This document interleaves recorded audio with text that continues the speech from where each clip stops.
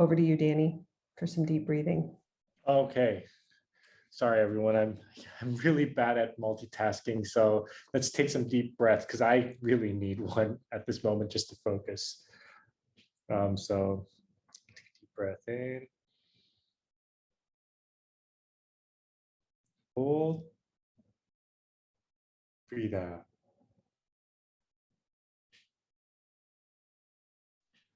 Okay, I think it's just breathing is so important. Sometimes I just feel so rushed, and when I'm told to breathe, I just realize, oh yeah, I can do that. I forgot, and I think sometimes we all need that. So, thanks, Danny. This GIF is from an article in the New York Times, and we've linked that, and that will be in the Tintook this week. So you can follow up and read 4 short practices that help with bringing you kind of out of the red zone and into the green zone. And this is one practice to help you emulate, which is the slow in and slow out, the timed breath. I think they call it coherent breath. So that's also will be part of the resources for today. We wanted to start off with a poll, and our magic poll person, Josh, is going to make that happen. So if you can answer the poll that comes up in front of you. There are four different things, and we'd like to know what would you like to know more about in our sessions. So the zones of regulation, the size of the problem, how to use routines to help change behavior, and also positive discipline, which is something we've briefly touched on. So Josh, I can't see the poll, but if the participants could give a thumbs up in the reaction mode or put something in the chat if you can see the poll. They can. It's starting to populate right now. So we've had almost half of the participants. You can do multiple choices as well. If you'd like to know about all of them, then select all of them. Thanks, Josh. Right. So far, we've got 60% in favor of positive discipline. Routines and size of the problem are 33% each. And zones of the regulation, there's one person who'd like to learn more about that. All right, Josh, maybe if you could take a screenshot so that Danny and I can have that info, that would be great. Thank you for that feedback, everybody. That gives us a little bit more information about where we'd like to go in these next couple of weeks. Today, we just want to talk about tools because this is something that we talk about with our students all the time, which is what tools do you have in your tool belts to help you with regulating? And so we work through our guidance classes, and the homeroom teachers work through every day, teaching and practicing tools that students can have at the ready, depending on what the situation calls for. And so we like to think about all the tools that we've put into our parenting tool belt. We've talked about the zones of regulation, being able to identify your emotional state and help your child to identify their emotional state. We know that being able to identify emotions is one of the first and biggest skills that children need and adults need for emotional, what we call emotional intelligence. It really helps with understanding other people's perspective and building empathy. So we've talked a little bit about and shared some strategies to use the zones of regulation with your children at home. We have briefly touched on the mood meter. This is another way of helping your children and yourself expand your emotional vocabulary. This comes from a book by Mark Brackett called Permission to Feel. And he really suggests that we, instead of saying, how are you? We ask people, how are you feeling? So that people know that it's okay to share the exact feeling that you're having, and that by pinpointing the way that you're feeling, you can help with your reaction to a situation and how others react to you. So that's something we can go into a little bit more. We also talked about the size of the problem and how supporting our children's understanding of their reactions and the size of different problems can help them when they are trying to problem solve. And again, with self-regulation. We've talked about routines and how routines and predictability can help everyone, and in particular our children, and even more so during distance learning when we're all together at home. And we started off earlier on with Danny sharing with us about how stress affects our brains and the brains of our children and how we pass that on. And so we talked about a trauma responsive approach. to our children and to their at times challenging behaviors. So the reason why we talk about it through a trauma lens, especially right now with COVID, is because so many people in the world are experiencing the trauma that has been inflicted because of a global pandemic. And so it's putting that lens over our parenting and adding that to our parenting toolkit. Today, we wanted to focus a little bit more on some of the strategies that we teach your children in our guidance lessons. And clearly my animation is not agreeing with me. So there's 3 here that we talk about and practice with children, which is for some situations, a way to regulate is to get energy into your body. And so that may be doing some jumping jacks. For other situations, a strategy or a tool is to talk to an adult. We know that reaching out and having a trusted adult in your life is really beneficial. That may be a parent. In addition, it may be a counselor or a teacher. It may be a teaching assistant or another family member. I don't have my fidget ball with me, but we also know for some students and grownups that having something in your hand to squeeze or fidget with can really help with attention and with calming down your amygdala, calming you down. We talk about getting out and going for a walk. And with the little kids, we've talked about during lockdown, how that might just be a walk-in place. And so we often practice that as a tool. 3 deep breaths. We start all of our parenting sessions with that. Our children are also becoming really well-versed in what it looks like to take deep breaths, not just shallow breaths up here, but really getting into the deep breathing so that you can help calm yourself down. Taking a break. We have great discussions about what does taking a break look like and the importance of taking a break off of technology. So children can hear what their peers do to take a break, and then they share sometimes what their parents like to do to take a break. Water, hydrating is really important, but the simple act of pausing and focusing on taking a drink of water can be a very calming sensation. And then we spend a lot of time talking about positive self-talk. This is one that we discuss from 3 years old all the way up to adulthood, and how working on the cycle of how you speak to yourself is really important and can help you in times of stress. So as we're teaching parents about their tools and their tool belt, we are also teaching our students, our children, about the tools that they can have in their tool belts. And so the more we can overlap with those, we hope that we will wrap them in a bubble of self-regulation. And then, of course, reading a book, because we know that that distracting our brains from what may be causing us some stress is a good way to help us calm down and refocus on what we're doing. This one always makes children laugh.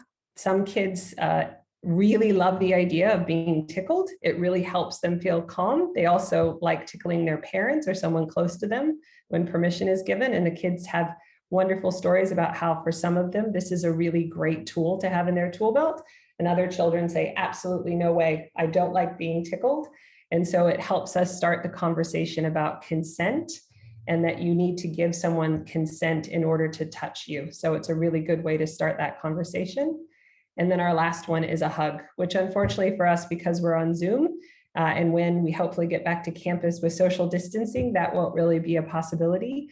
But we know at home that a hug can be a really powerful tool for your children when they need that reassurance and time to get back into the green zone.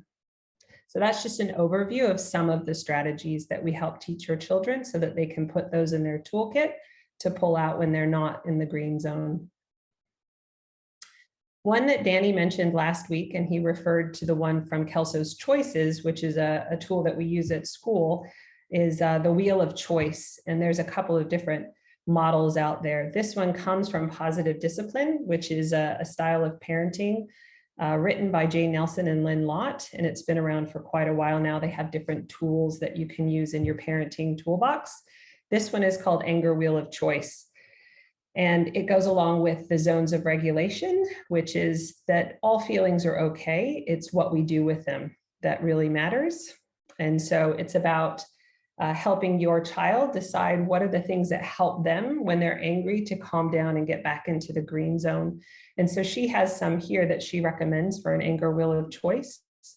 As a parenting strategy, we would like to introduce the idea that you could create this with your child. and create one for yourself and do this as an activity together so that you can then compare and show your children that what works for you may not work for them, and what works for them may not work for you, and that that's okay. It's about individualizing. How do we get ourselves back to the green zone so that we can be ready to learn and be ready to be a part of our family community and those different things.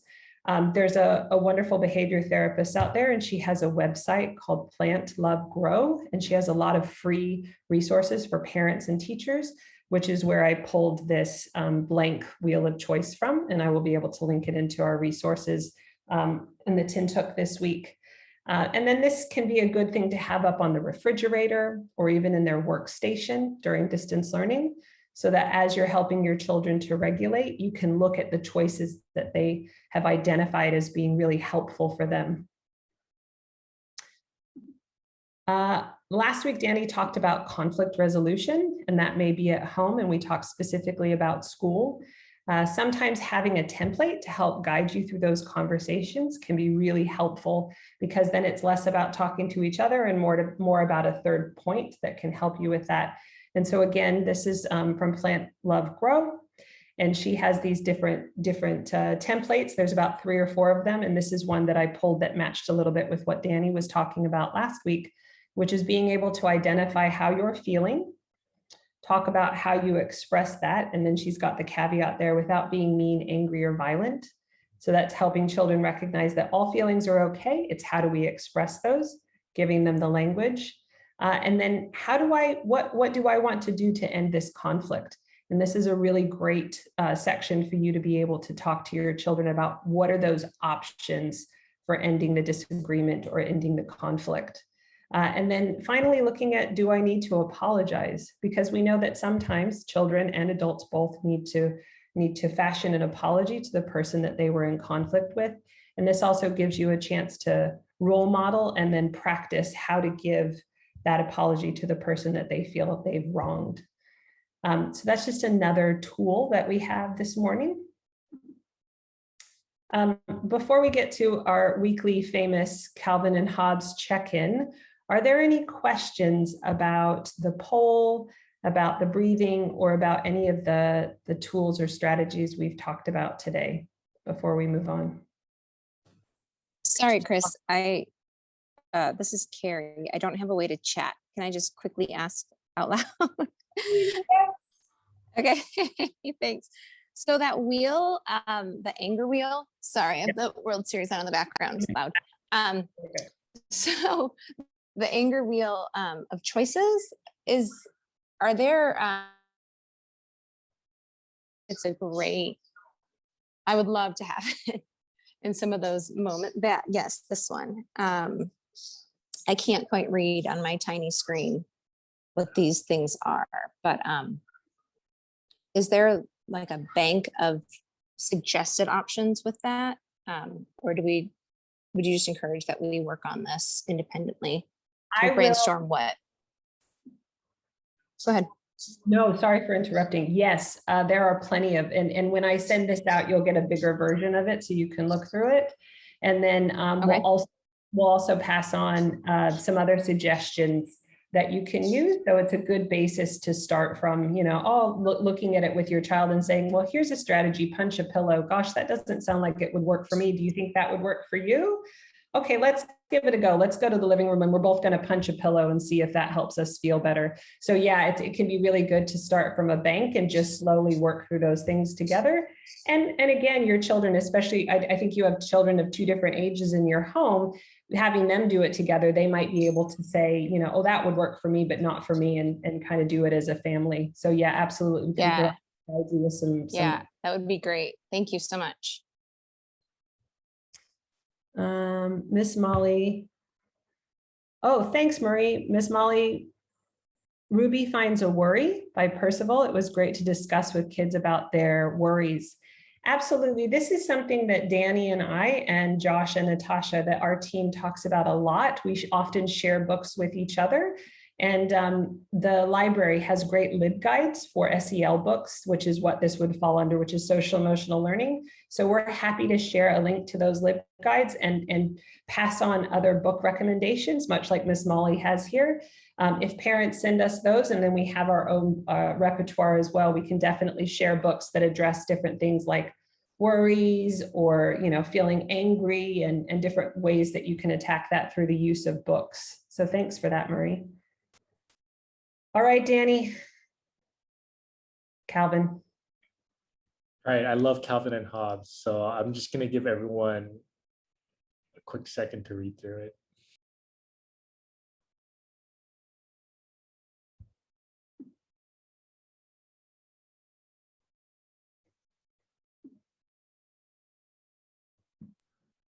Talking about strategies and toolboxes for parents, I feel like oftentimes that's how I feel when my baby's crying. I'm like, did we do this? Did we do that? Did we do this? And I feel like the more stuff I have and the more ammunition I have, I feel a little bit more comfortable. And sometimes, I know my baby can't do it yet, but sometimes even when I work with kids, it's like, well, we should start with a deep breath. And that's how we did it too. And then this kind of just covers a lot of different things in this one little strip. So think about breathing, but also think about how you can increase your toolbox, because the things that Chris has given out, I mean, I'm just listening and going, oh, I've used that, I've used that, I've used that, I used that. And so they're just an amazing asset to you as you can find different ways to build connections with your children.